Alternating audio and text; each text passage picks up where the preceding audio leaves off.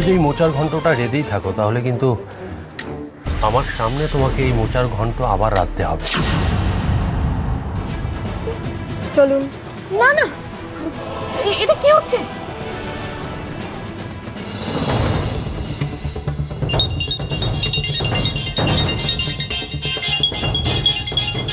Nursing home?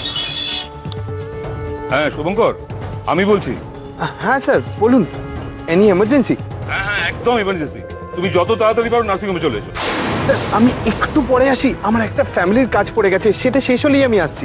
কাজটা কি? Sir আমার ওয়াইফের একটা প্রবলেম হয়েছে, ওই কাজটা মিটিয়ে নিয়েই তারপরে আমি নার্সিং হোমে আসছি। ওই ব্যাপারেই আমি তোমাকে এখানে আসতে বলছি। তুমি তাড়াতাড়ি চলে এসো, অ্যাজ আর্লি অ্যাজ পসিবল।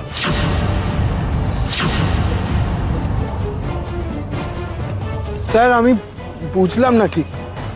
তুমি এখানে তাড়াতাড়ি চলে এসো, আমি তোমাকে বুঝিয়ে বলছি।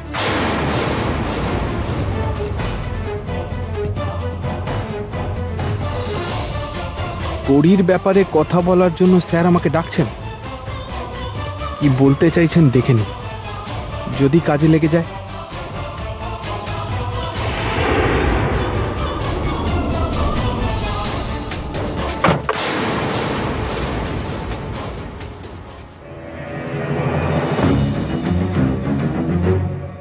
আপনাকে যা জিজ্ঞেস করা হবে সেটা সহজভাবে উত্তর দেবেন।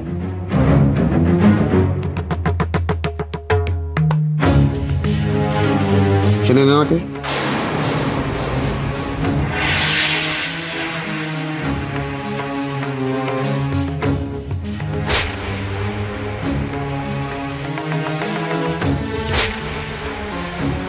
কি হলো, এনাকে চেনেন?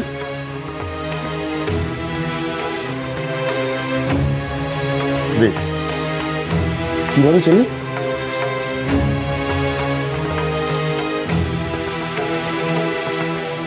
আমি যখন হসপিটালাইজড ছিলাম তখন উনি আমার নার্স ছিলেন।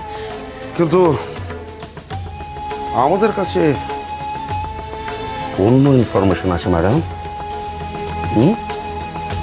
উনি শুধু আপনার নার্সই ছিলেন না, আপনার দালালেরও কাজ করেছেন। কি তাই তো?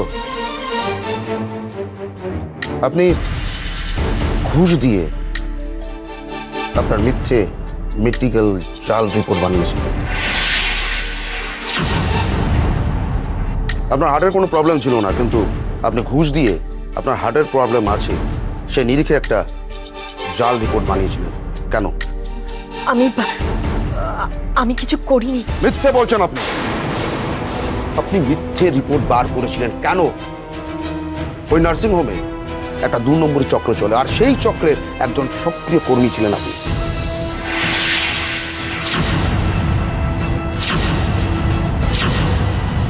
দেখো, এই চক্রের মেম্বার যে কারা কারা সেটা এখনো সঠিকভাবে জানা যায়নি।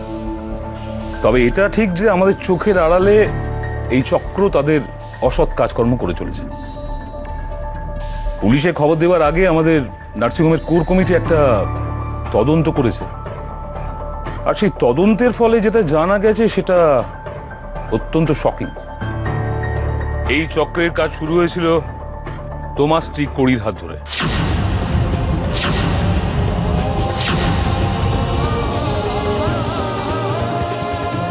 স্যার আপনি কি বলছেন স্যার? হ্যাঁ, তোমার নিশ্চয়ই মনে আছে যে তোমার স্ত্রী কড়ি এই নার্সিংহোমে কিছুদিনের জন্য ভর্তি হয়েছিল, আর তখনই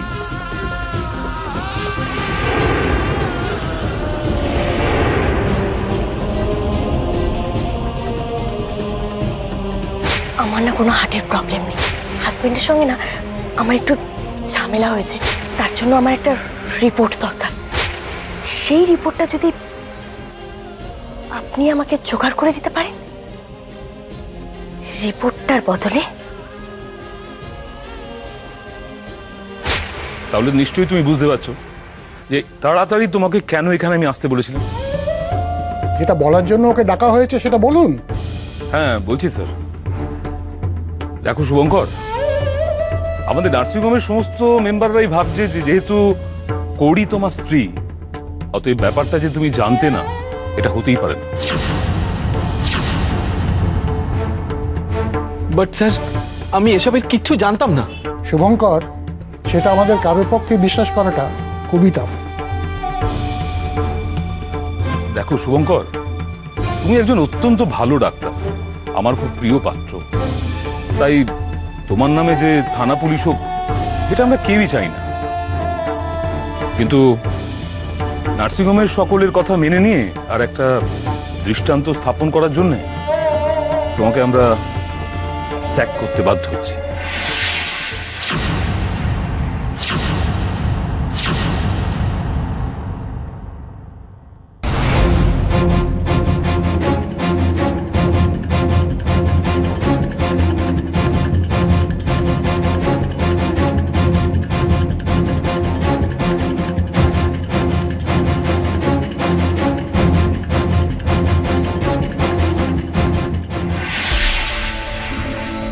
সুমিত সবটা জানতো যে কখন কবে কোমলের কি অনুষ্ঠান ছিল।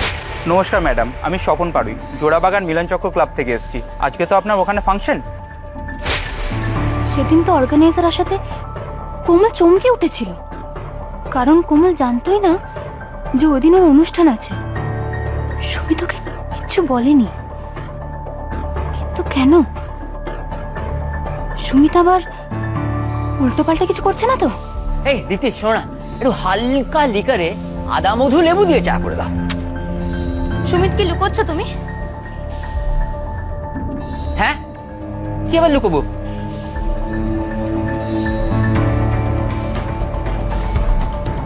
তুমি কোমলের কাছ থেকে কোনো টাকা নাওনি, তাই তো? এই দীপ্তি, তুমি এসব কি বলছো বলো তো? আমি তো পরিষ্কার সেদিন বললাম যে কোমলের কাছ থেকে টাকা নেবো কেন? সবই তো মল্লাদের অফিসে ব্যাংক থেকে টাকা নিয়েছি। আশ্চর্য। সুমিত, সুমিত, আমি তোমাকে চিনি। তুমি বাড়ির সবার কাছে কিছু একটা লুকোচ্ছ, কাউকে জানতে দিতে চাইছো না। সেটা কি জানতে দিতে চাইছো না? তুমি বলো না আমাকে। সুমিত, তুমি যে কথাগুলো বলে সত্যি বললে তো? সত্যি বলবোই তো, মিথ্যে বলবো কেন?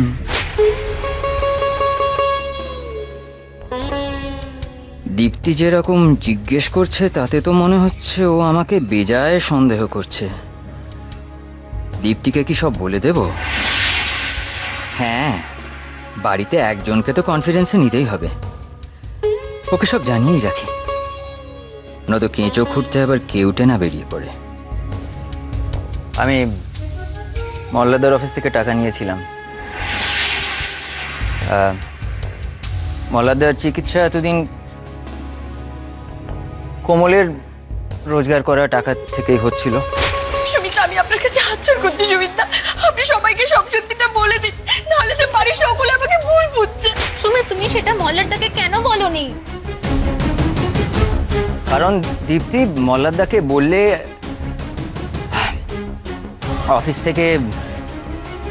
থেকে যে একটু মানে এদিক ওদিক হয়েছিল টাকা, সেটা ধরা পড়ে যেতাম দীপ্তি। দেখো, আমার কিছু করার ছিল না। আমি মল্লাদার অফিস থেকে টাকা সরিয়েছিলাম কারণ আমার দেওয়ালে পিঠ থেকে গিয়েছিল। আমি একটা খুব বিচ্ছিরি অবস্থায় পড়েছিলাম। তুমি আমার স্ত্রী, তাই আমি তোমাকে সব বলে দিলাম দীপ্তি, খুলে। এরপর বিবেকের তাড়নায় তুমি যদি মল্লাদাকে গিয়ে সব বলে দিতে চাও বলো, কিন্তু একটা জিনিস মনে রেখো দীপ্তি, আমাদের দুজনের এই বাড়ির বাইরে মাথা গোঁজার কোনো ঠাঁই নেই। যদি মল্লাদা আমাদের এই বাড়ি থেকে বার করে দেয়, সোজা ফুটপাথ।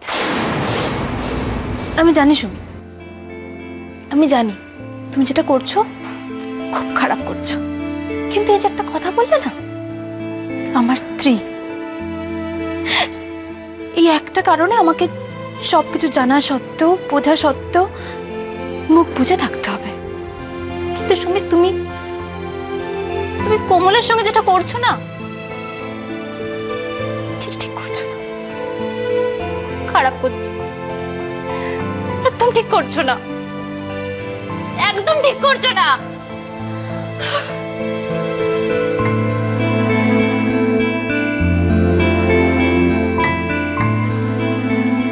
আমার কিছু করার ছিল না দীপ্তি, আমার কিছু করার ছিল।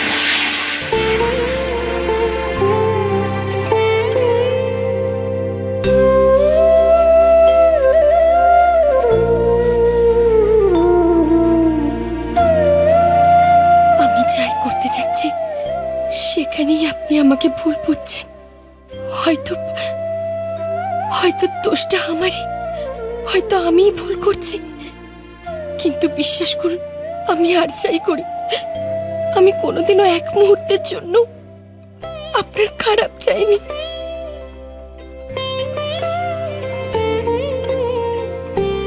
আমরা তো আগে এরকম ছিলাম না, আগের দিনগুলো কত ভালো ছিল। আপনার এই দিনটা আমি কোনোদিনও ভুলব না।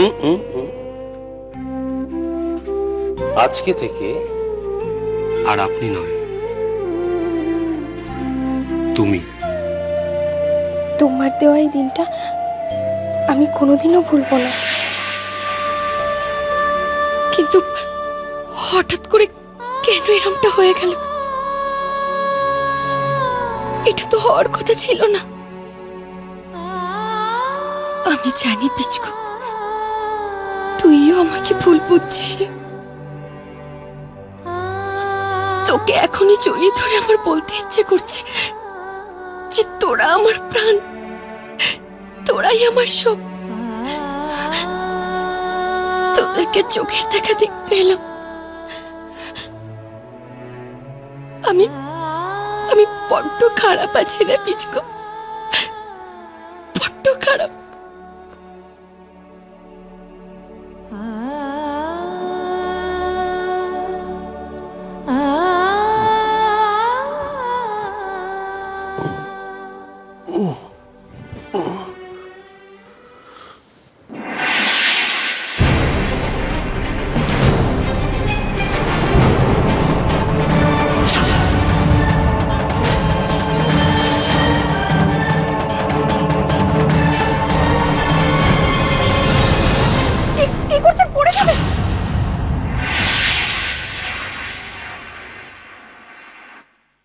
কি ব্যাপার, তুমি এখানে কি করছো? আপনি কি? আমি কি? না মানে আমি আমি দেখো কোমল, তুমি খুব ভালো করে জানো যে ঘুমের মধ্যে একটু আওয়াজ হলেই আমার ঘুমটা ভেঙে যায়। আর ডাক্তার আমাকে এখন রেস্ট নিতে বলেছে। এই শরীর নিয়ে আমি রেস্ট নিচ্ছিলাম, তুমি তার মধ্যে আমার ঘুমটা ভাঙিয়ে দিলে। না মানে আমি আমি ওষুধগুলো ঠিক মতো রাখা। ওষুধগুলো ঠিক মতো রাখা কিনা সেটা তো পিসি দেখে গেছেন। এটা আবার নতুন করে দেখার কি আছে বলো তো? দেখো কোন, আমার মনে হয় তোমার আমাকে কিছু বলার নেই। তোমার যদি সত্যি কিছু বলার না থাকে তাহলে তুমি যাও প্লিজ, আমাকে একটু ঘুমোতে দাও, আমার শরীরটা খারাপ। শুয়ে পড়ো, তুমি যাও যাও প্লিজ যাও।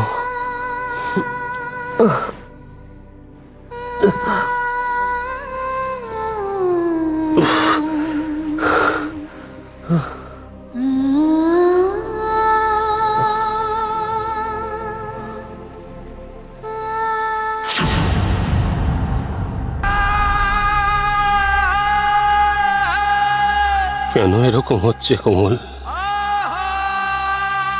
কেন কেন আপনি স্বীকার করছেন না ম্যাডাম?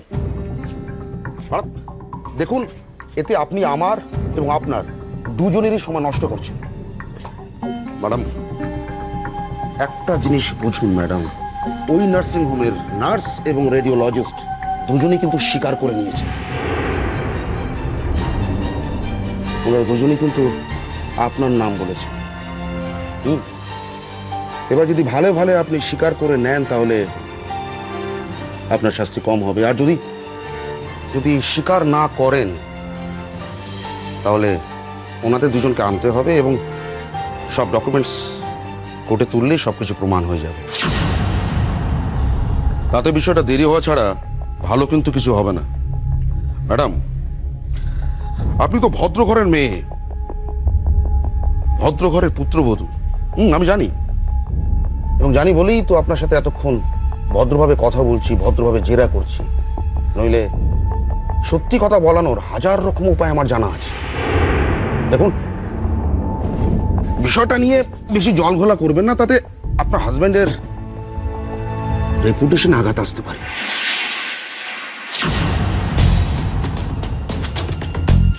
আমি বলছি অফিসার, আমার সম্বন্ধে যা যা অভিযোগ এসেছে তার সবটাই সত্যি। আমি যেখানে হসপিটালাইজ ছিলাম ওখানে ওই নার্সকে দিয়ে আমার হার্টের মিথ্যে রিপোর্ট আমি বানিয়েছিলাম।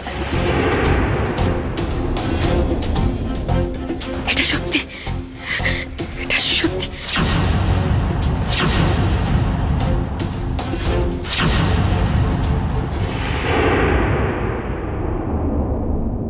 তাহলে আপনি স্বীকার করে নিচ্ছেন যে আপনি এই কাজটি করেছেন।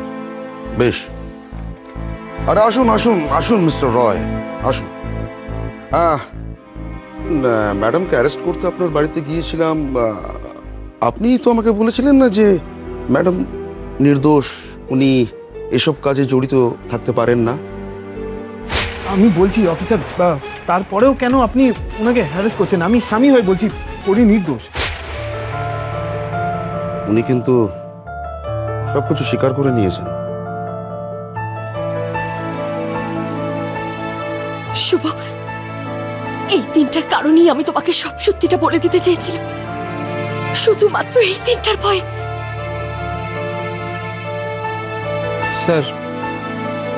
স্যার আমি করিকে নিয়ে যেতে চাই।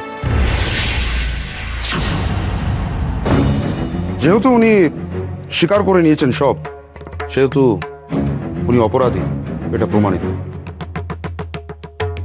তাই ওনাকে আমি জামিন ছাড়া ছাড়তে পারি। ঠিক আছে, আপনি কোনো চিন্তা করবেন না, আমি জামিন করিয়ে নিয়ে আসছি। আরে দাঁড়ান দাঁড়ান দাঁড়ান, তো তাড়াহুড়ো করছেন কেন? কারণ 5টা বেজে গেছে অলরেডি, এখন তো আর কোনো কোর্ট খোলা থাকবে না। আপনি কাল সকাল 10টা ছাড়া তো জামিন করাতে পারবেন না। তাহলে আজকে রাতটা? আজ রাতটা উনি এখানেই থাকবেন। দেখুন, কারোর জন্য তো আমি আলাদা করে নিয়ম বানাতে পারি না। এখানে? এখানে।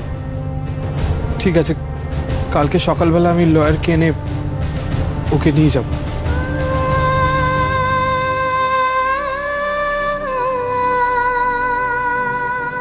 করি, তোমাকে আজকে রাতটা এখানেই থাকতে হবে।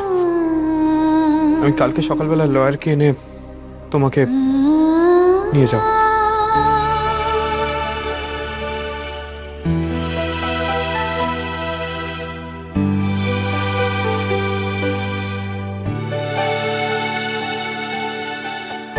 শুভ আমাকে বেল করিয়ে নিয়ে যাবে? তার মানে ও আমাকে ক্ষমা করে দিয়েছে?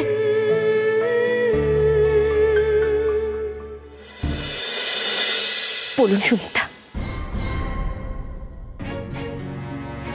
উত্তর দিন, আপনি এত বড় মিথ্যাটা কেন বললেন?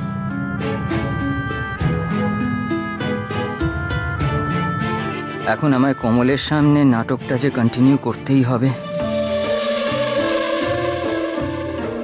তুমি কি বলছো আমি বুঝতে পারছি না। কি কেন করলাম বুঝতে পারছি না। কমল, কি বলছো তুমি? সুমিতা,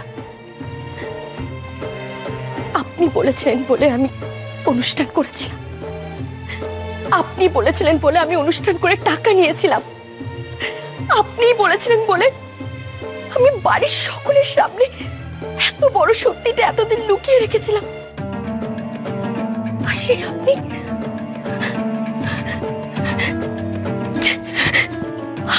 মিথ্যে বললেন। কমল, তুমি কি বলছো? মিথ্যে? কি মিথ্যে বললাম আমি তো কোনো মিথ্যে বলিনি। আমি যা সত্যি তাই তো বললাম। আপনি সত্যি বলেছেন? আমি তো কিছু বুঝতে পারছি না সুমিত্রা। আপনি কি পেলেন বলুন বাড়ির সকলের কাছে মিথ্যে বলে? কি লাভ হলো আপনার এতে? বাড়ির সকলের কাছে আমাকে ছোট করে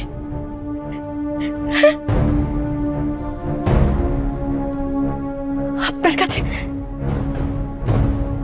আপনার কাছে এই ব্যাপারটা হয়তো খুব সহজ, শুধু একটা মিথ্যে, কিন্তু আপনার এই মিথ্যে যে ওনাকে আমার থেকে অনেক দূরে সরিয়ে নিয়ে গেল সুমিত্রা। আর এটা যে কতটা কষ্টের এটা আপনি বুঝবেন না, আর কেউ বুঝবে না। এটা ঠিক হলো না সুমিত্রা, একদম ঠিক হলো। আজ আমি আপনাকে বলছি সুমিত্রা, একদিন না একদিন এই বাড়ির প্রত্যেকের সামনে সত্যিটা আসবে।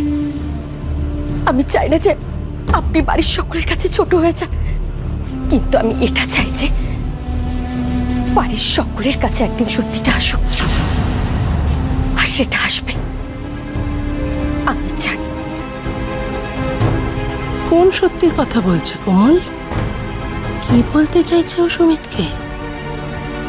আমায় জানতে হবে, সেই সত্যিটা তো আমাকেও জানতে হবে।